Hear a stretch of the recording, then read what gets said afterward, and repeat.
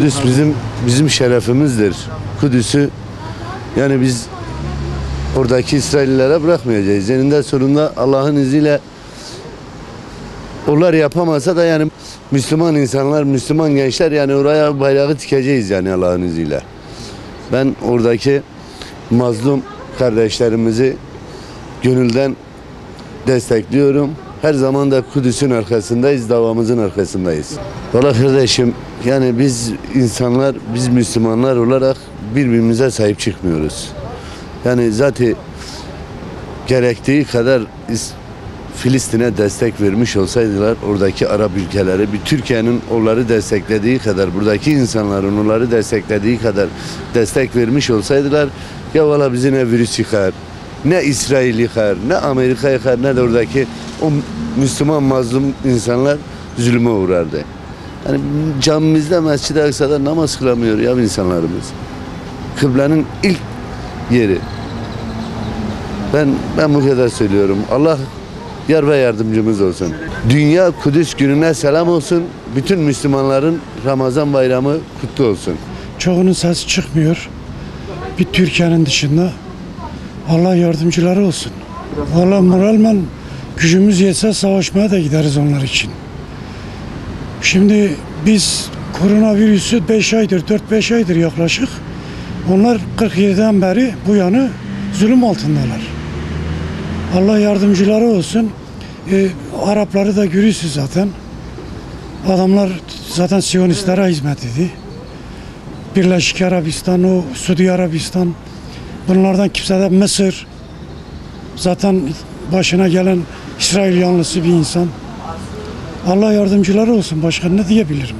Yani zor zamanlarında yine Türkiye'nin sesi bazen cılız da olsa, bazen gür de olsa çıkıyor yani. İnşallah bundan sonra da çıkar. Allah o kardeşlerimize de yardım etsin bu aziz mübarek günü.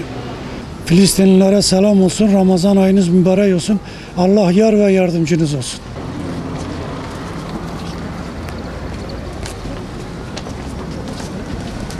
Burası Müslümanların hakkı.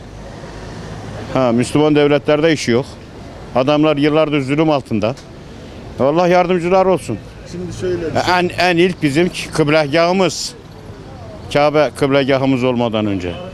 Kıymetini bilmemiz lazım, etmemiz lazım, destek vermemiz lazım. Yaptığı şey de bir yardım adında Allah kahretsin Suudi Arabistan'ı. Yapmış olduğu şeytanlıktır. Zaten onlar Amerika'nın uşaklar. Hani misin?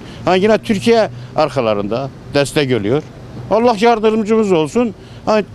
İçimiz yanıyor ama Allah yar ve yardımcımız olsun. Sen söyle. Korona virüsünden çok tehlikeli. Tabii. Niye?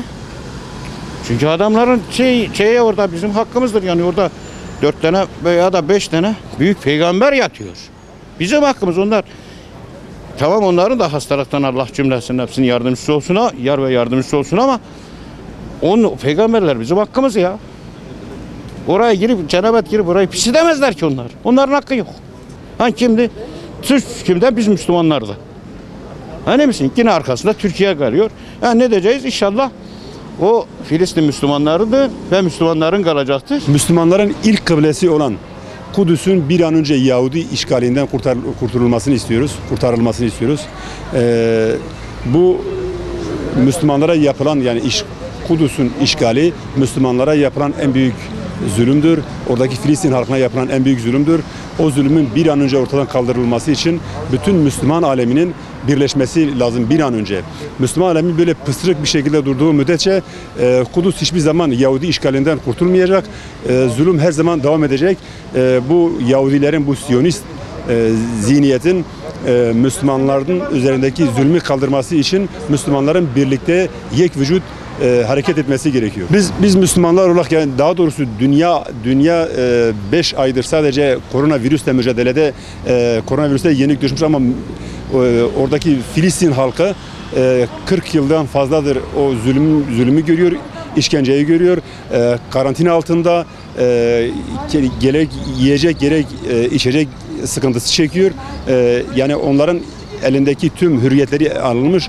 O hürriyetlerinin yeniden hürriyetlerine kavuşmaları için Müslümanların birleşmesi gerekiyor. Oradaki kardeşlerimize biz hani canı gönülden kalben destek veriyoruz. Onların kurtulması için Allah'tan niyazda bulunuyoruz. Dünya Kudüs gününe selam olsun. Kudüs'ü destekliyoruz.